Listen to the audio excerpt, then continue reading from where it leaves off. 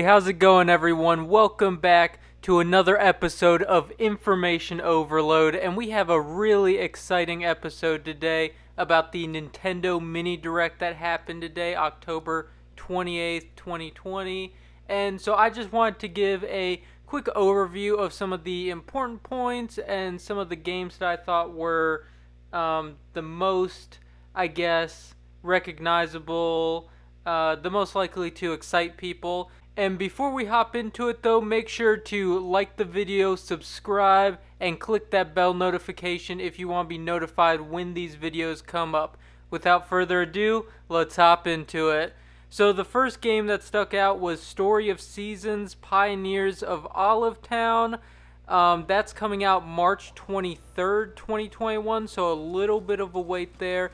But it looks really cute, really relaxing, and I say if you like Stardew Valley or Animal Crossing, then you're probably going to like this game. It looks very similar to that. Also, the art style is very similar to Pokemon Sword and Shield. A lot of people don't seem to be big fans of that art style, but I think it looks pretty good. The next game on the list was Immortals Fenyx Rising, a pretty big game, but for Ubisoft, one that kind of flew under the radar, and it had a name change, and I forget what the original name was, but it was much, much better than Immortals Fenyx Rising. And I mean, Phoenix, it must be her name because it's not even spelled like the bird Phoenix, so it's just a really weird title. But that comes out December 3rd, 2020, and it's essentially Breath of the Wild by Ubisoft. You look at it, and it looks good because it's very Breath of the Wild inspired. Like, graphically it looks good because it looks like Breath of the Wild. Gameplay-wise, looks like Breath of the Wild. All you gotta do is look up some gameplay from someone like Beat 'em Ups, or I think RGT might have a video on Fenyx Rising, and you can just tell a whole bunch of the gameplay mechanics as well as the graphics are very much from Breath of the Wild, given Breath of the Wild probably took some of those mechanics from other places, so it's not like Breath of the Wild invented a lot of these mechanics, but having them all in one package, that was kind of Breath of the Wild. So that's where Fenyx Rising kind of stands. It's a game that looks fun, looks good, but because it's so heavy on the Breath of the Wild side on looks and gameplay, I'm not super excited for it. I think a lot of people are more excited than I am, but it is multi-platform, and the important thing in this Nintendo Direct Mini was that we actually got to see gameplay of it on the Switch, and it's, as you would expect, not as sharp as, say, the Xbox or the PS4 or PS5, but it still looks really great because of those because that graphical art style that it goes for. The next game was Tropico 6, coming out November 6, 2020, and that's a really popular city management game series. It does not look good. I think that was honestly the low point of the Direct for me. I actually skipped most of it when I was just watching it for myself the first time. And when I went back to watch it again, man, does it not look good. It looks low quality textures, and on top of that, I think the worst offender here is that it just doesn't look smooth. The frame rate looks really, really janky, really just jittery, not smooth at all. It doesn't look like it's keeping like a flat 30 FPS or anything like that. So I'm not very excited about this. If you're a Tropico fan, maybe you'll like it, but I would definitely maybe wait for reviews to come out on this first just to see how it runs, because I have a feeling it's not going to run well. The next games are, in my opinion, the most exciting parts of the showcase: Hitman 3 Cloud version and Control Ultimate Edition Cloud version. Now, these are two games that are, late in the PS4, Xbox One generation cycle, and they're also going into the PS5 and Xbox Series X. So these are very, I would consider them next-gen games, or on the cusp of next-gen games. Very much games that I would not expect on the Switch. And Control Ultimate Edition is available now, apparently. There's also a demo, apparently, I heard from RGT85's video, so that's cool. It had a graphical option and a performance option, so whichever one you prefer, if you want a smoother frame rate or higher graphics, then you can choose. And he didn't say that it ran poorly, so it must run pretty good. That is the most exciting part of the showcase, in my opinion, because the first thing that hit me was cloud version. What exactly does cloud version mean?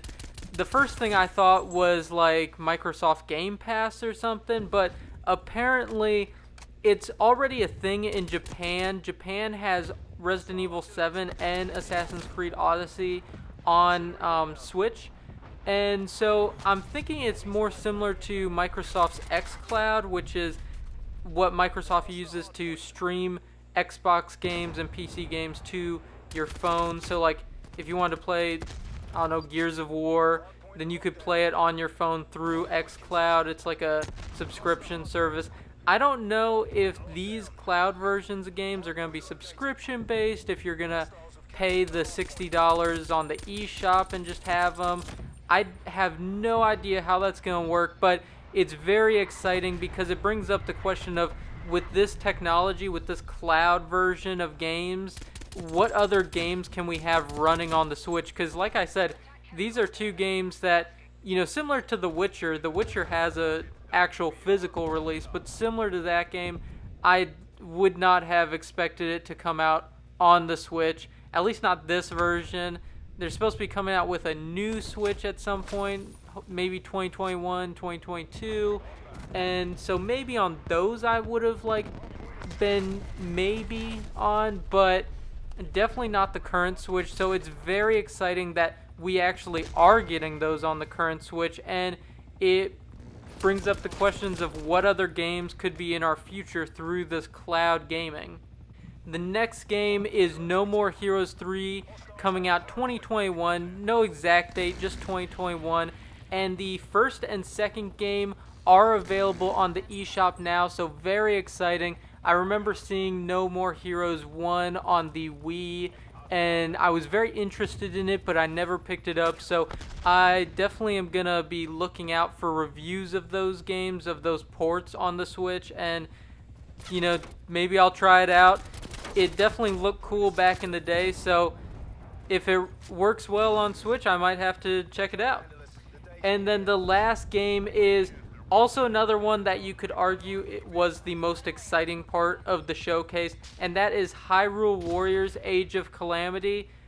A demo for it has dropped today, and the save on that demo, because obviously it's a demo, you're only playing part of it, but that save actually will cross over supposedly to the full release. That's what I've heard, and if that's the case, that's really cool. That means you can kind of get a head start on it, and I think it's a smart move too, because I don't think that a whole lot of people have played a Hyrule Warriors game or a Warriors game in general. I know I certainly haven't, and so it's very interesting to see, like, you know, it's an official Breath of the Wild prequel, really. It's canonical, and so you're going to have a lot of Zelda fans who have never played a Warriors game want to get Age of Calamity, and this demo is going to be their chance to really see what those games have to offer. So I think that's really great, and that's going to give a lot of people who have never played a Warriors game sort of a feel for what they have in store for them. Anyways, that was it for the Nintendo Mini Direct today, October 28th. And so, yeah, I thought it was a really good Direct between the cloud version of Hitman 3 and Control, as well as the Age of Calamity demo that kind of shadow dropped on us.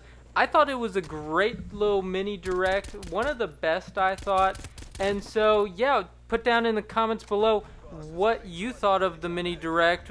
Did it excite you? Did it disappoint you somehow? And if so, how? Like, what were you expecting from a mini? I saw Partner Showcase and thought it was only going to be games I hadn't really heard of or didn't really care about. So I was very pleasantly surprised.